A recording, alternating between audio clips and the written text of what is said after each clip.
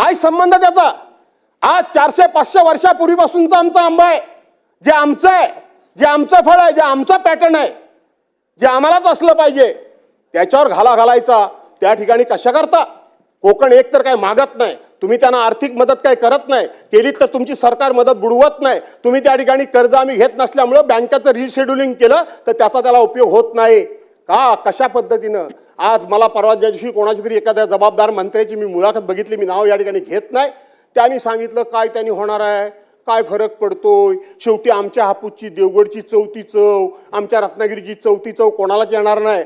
हे असले नाही, असले तकलादून या अशा प्रकारचे पळकाडू उद्गार मंत्र्यांना शोभत नाहीत का? कशा करता? ज्या वेळेला आपल्या हापूस आंब्याच्या नावावर कर्नाटकचा आंबा मार्केटमध्ये येतो त्यावेळेला सरकार असेल, आम्ही असेल, आमचे बागायतदार असतील, आमचे फळ विक्रेते असतील, हे तुटून पडतात का? तर आमच्या हापूसचं नाव हे कर्नाटक आंब्याच्या नावाखाली बदनाम होता कामा नये.